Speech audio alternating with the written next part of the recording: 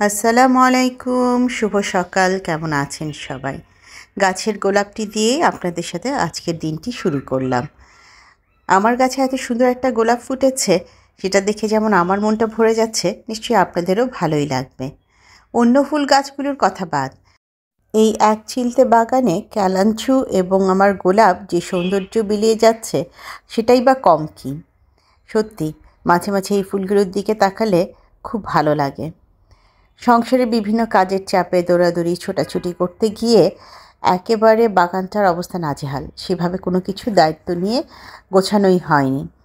তো ভাবছি 2-1 দিনের মধ্যে পুরো বাগানটাকে একটু নতুন করে সব টবগুলো সরিয়ে গাছপালাগুলো একটু নিড়িয়ে ঠিকঠাক করে দেব।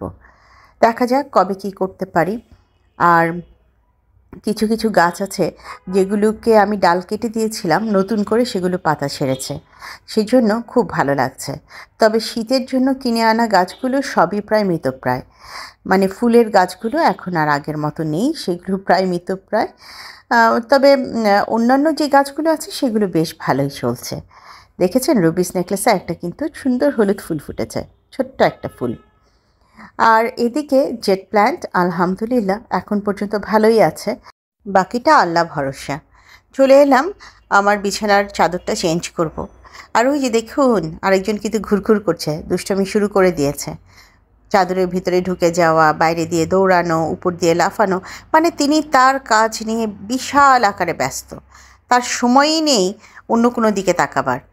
কি যে দুষ্ট হয়েছে আজকাল, মানে ওর দুষ্টুমিতে আমি অস্থির হয়ে থাকি। তবে যে কটা দিন আমাকে সে পায়নি, সে কটা দিন কিন্তু বেশ মনমরা থাকতো। সারাক্ষণ নাকি ঘুমিয়ে ঘুমিয়েই দিন কাটিয়েছে সে। তার বর্তমানে খুব পছন্দের জায়গা হচ্ছে আমার বেডরুমের এই জানালাটা। সকালবেলায় যখনই একটু রোদ আসে আমি ওকে এনে এই জানালার পর্দাগুলো খুলে দিই। তিনি এখান থেকে বসে বসে নিচে দেখে, আশেপাশে দেখে, উপরে কিছু কাক আসে, পাখি আসে, সেগুলোর সাথে রীতিমতন গল্প গুজব ঝগড়াঝাটি সব চলতে থাকে তার। আর এই মুহূর্তে সে আমার সাথে এখন যেটা করছে সেটা হচ্ছে লুকোচুরি খেলা। একবার পর্দার আড়ালে লুকাচ্ছে, একবার বিছানার চাদরের নিচে চলে যাচ্ছে, একবার খাটের নিচে চলে যাচ্ছে, এই সব। আচ্ছা, আমার মতন কার খুব গরম বেড়েছে বলেন তো? আমি জানি না কেন আমার প্রচণ্ড গরম লাগে। আমি সারা দিন ফুল স্পিড ফ্যানের নিচে বিভিন্ন রকমের কাজ করতে থাকি। আর যেই না একটা বিজনেসের চিন্তা করেছি, ওরে সর্বনাশ! এই বিজনেসের জিনিস গোছাতে গিয়ে আমার অবস্থা আরও নাজেহাল। আমি জানি না আমি কতদিন বিজনেস করতে পারবো, বাট চেষ্টা করে যাই, দেখি কেমন রেসপন্স হয়। আপনাদের কেমন লাগে সেটাও একটা বিষয়। আসলে কোনো কিছু নিয়ে আমি খুব বেশি প্রেশার নিতে পছন্দ করি না। রিল্যাক্সে থাকা মানুষের হঠাৎ করে প্রেশার চলে আসলে কিন্তু ব্যাপারটা অন্যরকম হয়। দেখুন তো এই চাদরটা বিছানায় কেমন লাগছে, একটু নতুন লুক দিলাম। এই চাদরটা মূলত আমি আমার মেয়েদের বিছানাতেই বেশি বিছাই, তবে এবার আমার বিছানায় বিছিয়ে দেখলাম খারাপ লাগছে না, ভালোই লাগছে। ডাইনিংয়ের কাজগুলো আগেই শেষ করেছি। আজকে মূলত আমি সকাল 8টা থেকে 12টার মধ্যে কী ধরনের কাজ করি সেগুলোই শেয়ার করছি। কোনো রান্না বান্না না, অন্য কিছু না, জাস্ট ঘর গোছানো, জিনিসপত্র গোছানো, এগুলো। আর আসলে রান্নাবান্না করবার জন্য যে পরিমাণ সময় নিয়ে কাজ করতে হয়, সেই পরিমাণ সময় এই মুহূর্তে হাতে নেই, সেই জন্য রান্নাবান্নার ভিডিও সেভাবে আসছে না। তবে ঘর গোছানোর ভিডিওটা আজকে আপনাদের সাথে শেয়ার করছি। আর আমার প্রিয় কাজের একটা হচ্ছে আমার ডাইনিং টেবিলটাকে গোছগাছ করা। আমি না একটা ডিপ ফ্রিজ কিনবো, সেটা তো আগে একটা ভিডিওতে বলেছি। ওয়ালটনের একটা ডিপ ফ্রিজ দেখেও এসেছি, আমার বেশ পছন্দ হয়েছে। ওয়ালটনের রাইস কুকার নিয়ে আমি একটাও ভালো মতামত পেলাম না।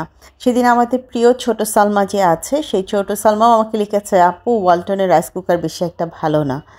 আবার শিশিরের তো একটা বিটার এক্সপিরিয়েন্স দেখলাম নিজের চোখেই। তো আসলে ওয়ালটনের রাইস কুকার নিয়ে তেমন ভালো রিভিউ আসেনি।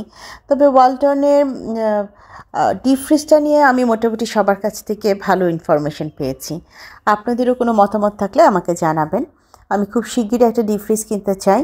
তো আপনাদের যদি ভালো রিভিউ থাকে তাহলে অবশ্যই আমি সাহস করব ওয়ালটনের ডিপ ফ্রিজটা কিনবার। বলতেই পারেন যে আপু বিদেশি ইয়েগুলোতে চলে যান, ব্র্যান্ডগুলোতে চলে যান, কি দরকার রিস্ক নেওয়া।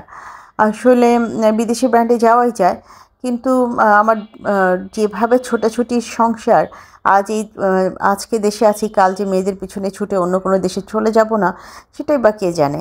সেই জন্য খুব দামি কিছু কিনতে চাচ্ছি না, মোটামুটি প্রয়োজনীয়, হাতের নাগালে হয় এরকম জিনিসই কিনতে চাচ্ছি। আপনাদের সাথে গল্প করতে করতে মোটামুটি ডাইনিংটা গোছানো হয়ে গেছে। ডাইনিংয়ের টেবিলে আজকে এভাবে একটু সাজালাম। আসলে একটু ঘুরিয়ে ফিরিয়ে সাজাতে বেশ ভালোই লাগে।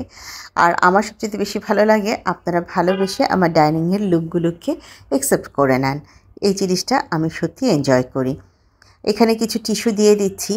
গত পর্বে যখন ডাইনিংটা সাজিয়েছি তখন হঠাৎ মনে হলো, আচ্ছা আমি কেন টিস্যু স্ট্যান্ডটা ওখানে দিলাম না। আসলে যেটা হয়, এক এক সময় মনে হয় এটা দিব ওটা দিব, এভাবে সাজাবো, পরে আবার মনে থাকে না, সব ভুলে যাই। আচ্ছা, এদিকের কাজগুলো হতে থাক, আপনাদের সাথে আমি আমার বিজনেস সংক্রান্ত কিছু ইনফরমেশন শেয়ার করি। গত পর্বে অর্থাৎ প্রথম পর্বে যেগুলো দেখিয়েছি সেগুলো ছিল রিজনেবল প্রাইসের মধ্যে ছোটোখাটো চোকারগুলো। খুব শিগগিরই আপনাদের কাছে আমি কাটারির কিছু নতুন ডিজাইন নিয়ে আসবো, কাটারির সীতাহার কিংবা এখন যে ট্রেন্ডিং সীতাহারগুলো চলছে সেগুলো।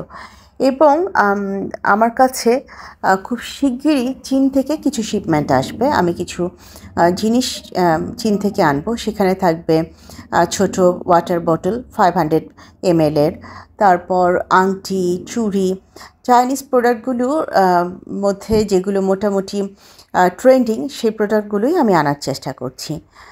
আর ডেকোরের অংশটা নিয়ে আসলে এখনও আমি কোনো কিছু করতে পারিনি, মানে এখনও আমি ডেকোরের অংশগুলো কালেক্ট করতে পারিনি। ইনশাল্লাহ খুব শিগগিরই সেগুলোকেও আমি অ্যাড করে দেব। আর চেষ্টা করছি আমি মোটামুটি রিজনেবল প্রাইসের মধ্যে আপনাদের হাতে সব কিছু তুলে দিতে। এখন পর্যন্ত আমার কাছে যে জিনিসগুলো আছে কোনোটাই 2000 টাকার না, সবগুলোই 1500 থেকে 1800 টাকার মধ্যে। এবং আপনারা নিজেরাই দেখলে বুঝতে পারবেন যে এই জিনিসগুলো অন্যান্য পেজে কত নিচ্ছে কিংবা বাইরে কত যাচ্ছে। আমার প্রয়োজন আপনাদের বিশ্বাস, আস্থা এবং ভরসার জায়গায় পৌঁছানো।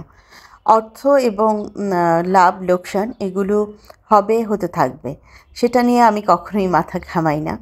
আমার একটা নিজস্ব আইডেন্টিটি প্রয়োজন, যেখানে আপনারা আমাকে ভরসা করতে পারবেন। তো সেইখান থেকেই আমার এই বিজনেসে আসা।